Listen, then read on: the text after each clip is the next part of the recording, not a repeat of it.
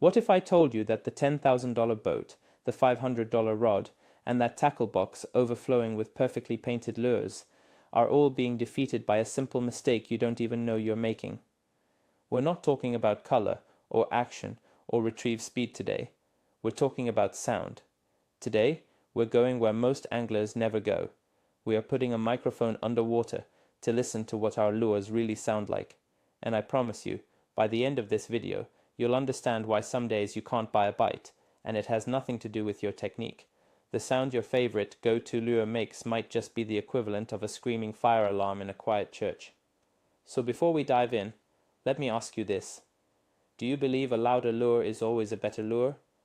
Let me know in the comments, and let's see if you still think so in about 10 minutes. For generations, we as anglers have been obsessed with the visual. We spend hours and a ton of money debating the perfect shade of chartreuse, the exact size of a crawfish imitator, or the realism of a swimbait swimming action. And when it comes to sound, the conventional wisdom has always been pretty simple. Noise is good. The rattle from a crankbait is a dinner bell, calling fish from far and wide. It's what we've been taught, what we've seen the pros do on television for decades. It's become an ingrained belief. We tie on a rattling bait because it feels like we're doing something extra to trigger a bite. But in fishing, just like in life, what's popular isn't always what's right. We rarely stop to ask a critical question. What if we're not ringing a dinner bell? What if we're just being loud and obnoxious, telling every fish in the area to either hide or leave town? So let's set the scene. It's a calm morning. The water is like glass. We're out here with a piece of equipment most fishermen have never used. A hydrophone. That's just a fancy word for a microphone that works underwater. Our goal is simple. We want to capture the true acoustic signature of the lures we all have in our boxes. No guessing. No, I think it sounds like this. We're going to get the raw, unfiltered audio. This is about stripping away the marketing and the old fisherman's tales to get to the truth. Before we even drop a lure in, we want to establish a baseline. What does a quiet lake actually sound like?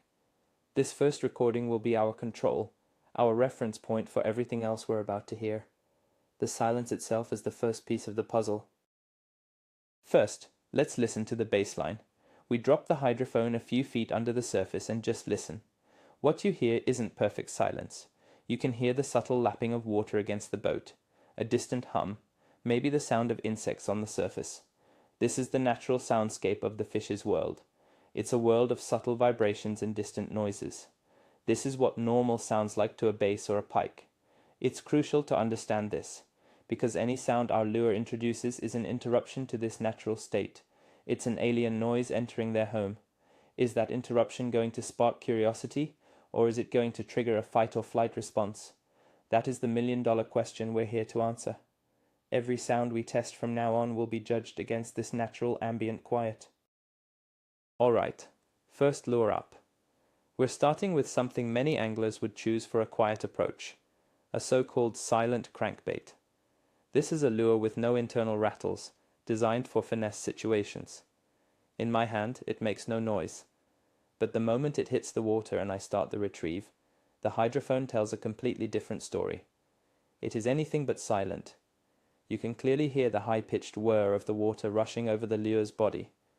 You hear the distinct metallic tink, tink, tink of the split rings and the treble hooks clicking against the lure's hard body with every wobble. It's a surprisingly noisy and mechanical sound. Imagine you're in a dead quiet room and someone starts rhythmically clicking a pen. It's not loud, but it's impossible to ignore. That's what this silent lure sounds like underwater. This immediately debunks a massive myth in fishing. The idea of a truly silent lure is pure fantasy, unless you're maybe soaking a plastic worm on the bottom. Every single lure that moves through the water displaces it, creating a pressure wave. Every lure has hardware, like hooks and split rings, that creates noise. When we talk about lure sounds, we are never talking about sound versus silence. We are talking about a spectrum of sound. It's about degrees of noise, frequency, and vibration. So, when a company sells you a silent model, what they really mean is that it's non-rattling. It lacks the internal BBS or weights designed to make extra noise. But as we just heard, that lure is still making a statement underwater. It's a much more subtle statement, but it's a statement nonetheless. Now for the main event. Let's tie on the classic rattling lipless crankbait. This is the lure many people throw when they want to make a commotion and call fish in. Out of the water, you shake it and hear that familiar, almost soothing shh shh shh sound. We all know it. But underwater, it is a completely different beast. The sound captured by the hydrophone is not a gentle rattle. It's a harsh, high-frequency and incredibly loud clatter. It sounds like someone shaking a can full of nails and ball bearings right next to your ear. It's sharp, it's violent, and it completely dominates the underwater soundscape. There is nothing natural about this sound.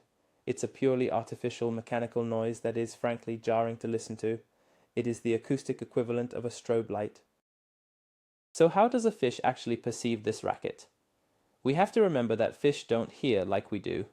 They have two primary sensory organs for detecting sound and vibration. First is the inner ear, which picks up sound waves traveling through the water.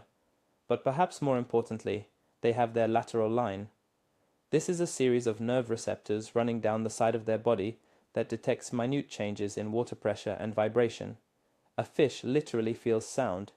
So that harsh, high-frequency rattle from the lipless crank isn't just a noise. It's a series of sharp, jarring pressure waves hitting the fish's body. It's a full-body experience for them. Understanding this is key to figuring out whether that experience is a good one or a bad one. Let's be clear. This isn't to say that rattles are always bad.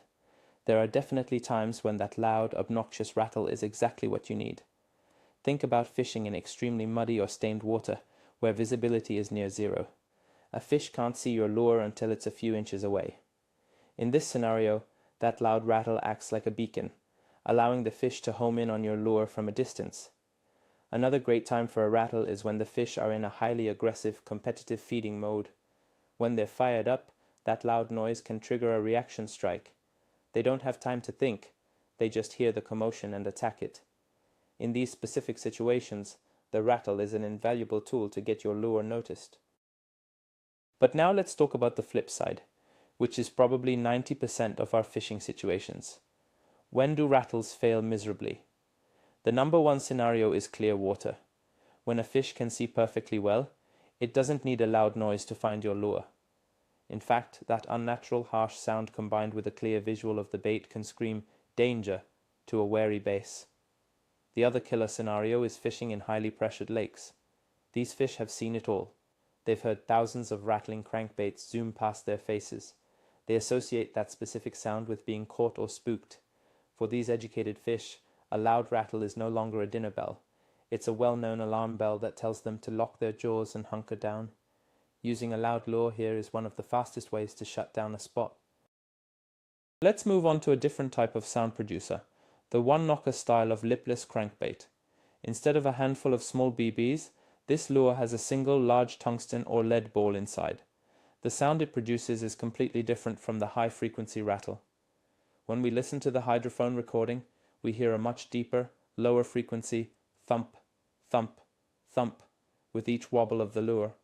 It's a more deliberate and less frantic sound. It doesn't have that same ear-piercing, jarring quality. It sounds more substantial, more singular. It's less like a can of nails, and more like someone rhythmically tapping a drum. This is a crucial distinction, because different frequencies travel differently through water and are perceived differently by fish. So why does frequency matter so much? Most natural baitfish sounds, the flick of a tail, the sound of them feeding, are typically lower frequency thumps and vibrations. That deep rhythmic knock of a one-knocker lure can sound more like a panicked or fleeing bluegill than the artificial high-pitched clatter of a standard rattle. It mimics a more natural sound profile. For fish that have become conditioned to avoid the sound of standard rattles, this lower frequency thump can be a game changer. It presents a sound profile that is different and potentially perceived as less threatening or more natural. It's a way to still use sound to attract fish, but in a way that is more subtle and in many cases far more convincing. Now let's test a lure we often think of as a bottom contact bait, not a sound bait, a simple jig. We drop the hydrophone near a rocky bottom and start hopping the jig. The recording is fascinating. The jig is surprisingly noisy, but its sound is a complex composition. You hear the heavy thud as the lead or tungsten head impacts the bottom. Then you hear the faint tick, tick as it scrapes against a piece of gravel. You can even hear the low-frequency pulse of the skirt flaring and collapsing, and the subtle thump of the plastic trailer's tail kicking. It's not a single, repetitive sound like a crankbait. It's a series of organic, varied sounds that are directly tied to what the lure is doing and the environment it's in. It's telling a story. This brings up a critical point. The sound of your jig is information, both for you and the fish. A skilled angler can feel the difference between the jig hitting a hard rock bottom versus a soft, muddy bottom. Our hydrophone proves that the fish can hear that difference too. That sharp tick of tungsten on rock is a very different sound from the dull thump of the same jig landing in silt. For a fish, that sound telegraphs the presence of a hard bottom where crawfish, their natural prey, might be hiding. The sound itself becomes part of the illusion, making the jig seem more like a living creature interacting with its environment. You're not just creating noise, you're creating the right kind of noise. Time to come up to the surface. Let's listen to a classic topwater popper. As anglers, we are obsessed with the bloop or chug sound it makes on the surface. We work hard to get just the right sound, but we're hearing it through the air. What does it sound like down where the fish is? The hydrophone reveals something incredible. That surface bloop translates into a deep, resonant boom underwater. It's a powerful, low-frequency concussion that sounds much bigger and more profound than you would ever imagine. It's not a splash, it's an explosion. This sound carries an immense amount of weight and authority in the underwater world, and it explains why topwater fishing can be so effective at drawing fish up from deep water. So why is that deep boom so effective? With a topwater popper, the sound is the primary deception. That concussive boom perfectly mimics the sound of another predator fish feeding on the surface. It's the sound of a fellow bass ambushing a bluegill. This triggers a powerful competitive instinct in any nearby fish.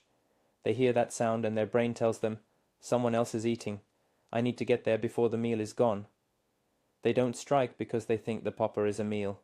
They strike because they think the sound is a meal being eaten by a rival. In this case, being as loud and disruptive as possible is the entire point of the presentation. You are intentionally ringing a very specific kind of dinner bell. Now, let's go to the other end of the spectrum with a soft plastic swimbait. This is another lure we think of as being totally silent. It's just a piece of plastic, right? We rig one up and start a slow, steady retrieve past the hydrophone. The results are, once again, eye-opening. There's no rattle, no clanking hooks against a hard body. But what you do hear is a distinct, rhythmic, low-frequency thump, thump, thump, thump created by the paddle tail as it kicks back and forth. It's a subtle, almost hypnotic sound. It is far from silent. It's creating a very clear and very consistent acoustic signature. It's the sound of displacement, the sound of something swimming with a purpose. This recording reinforces a concept we touched on earlier. For a fish, the line between vibration and sound is incredibly blurry. They are two sides of the same coin. The fish's lateral line is perfectly designed to pick up exactly the kind of rhythmic pulse that a swimbait tail produces. That thump, thump, thump is a pressure wave, a vibration, that the fish can feel in the water from a long way off. This is how a bass hiding under a dock can detect a silent swimbait swimming 10 feet away.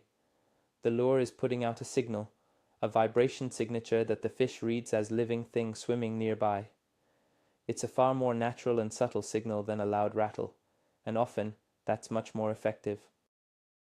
There's one more source of sound we have to talk about, and it's one we almost never consider: our fishing line, especially modern braided lines. We love braid for its strength and sensitivity, but it has a downside. When you retrieve a lure at a medium to high speed, braided line under tension can create a distinct humming or singing sound as it cuts through the water. Our hydrophone picked this up as a faint, high-frequency zzz sound that follows the lure. Fluorocarbon and monofilament lines are much quieter. Is this line noise a deal-breaker? Probably not in most situations, but for highly pressured, spooky fish in ultra-clear water, it's another small, unnatural sound that could be the difference between getting a bite and getting ignored. After listening to all these recordings, the single biggest mistake that anglers make becomes crystal clear. It's the one-size-fits-all approach to sound. It's grabbing that one favorite rattling crankbait and throwing it in every situation. Clear water, muddy water, calm days, windy days, pressured lakes, and remote ponds. It's like a musician playing the same note over and over, regardless of the song. You wouldn't wear a tuxedo to a backyard barbecue, so why would you use the acoustic equivalent of a rock concert in the calm, clear water of a quiet morning? You have to match the sound profile of your lure to the environment and the mood of the fish. Failure to do so is setting yourself up for a long, quiet day on the water. The solution, then, is to start thinking about your tackle box, not just in terms of colors and sizes, but in terms of an acoustic arsenal. You need to consciously build a collection of lures that covers the entire sound spectrum. You need your loud, high-frequency rattles for dirty water and aggressive fish. You need your lower-frequency one-knockers and thumper-style baits for a different look. You need your silent, hard baits that still produce hook and water noise. And you need your soft plastics that create subtle, vibrant thumps. Sound is another variable, just like depth or speed. By intentionally choosing a lure based on its sound profile, you are adding another powerful dimension to your fishing strategy, giving you another way to adapt and overcome challenging conditions. Let's put this into a practical, real-world scenario that we've all experienced. Imagine you're on a clear, calm lake, and the fishing is tough. You can see bass following your rattling crankbait. They chase it, get right up behind it, but then turn away at the last second. They are interested, but something is spooking them. This is the perfect moment to apply what we've learned. You make a change. You switch to a lure with a more subtle sound profile. Maybe you tie on that silent crankbait or a soft plastic swimbait. You cast to the same spot. The bass follows again, but this time, without the harsh, unnatural rattle, it doesn't spook. It commits. That's not luck. That is a conscious decision based on understanding underwater acoustics, and it's what separates good anglers from great ones. So, what have we learned today? We've proven with our own ears that the concept of a silent lure is a myth. More importantly, we've heard that the familiar rattle we've trusted for years can be a harsh, unnatural noise that does more harm than good in many situations. The most critical takeaway, the real aha moment, is this. Sound is not just an attractant. Sound is information. And for too long, many of us have been giving the fish bad information. We've been screaming artificial, danger, fake, when we should have been whispering easy meal. This single shift in thinking can fundamentally change your entire approach to lure selection. From now on, when you reach into your tackle box, you won't just be thinking about color and depth. You'll be asking yourself, what is the noise level of this environment, and what sound do I need to make to convince a fish to bite? Thank you so much for watching. If this video changed how you look at your tackle box, do me a favor and hit that subscribe button, because we are just getting started busting these old fishing myths. And for my final question, what's the one lure in your box that you are going to use completely differently after hearing this? Drop its name in the comments below. Let's talk about it.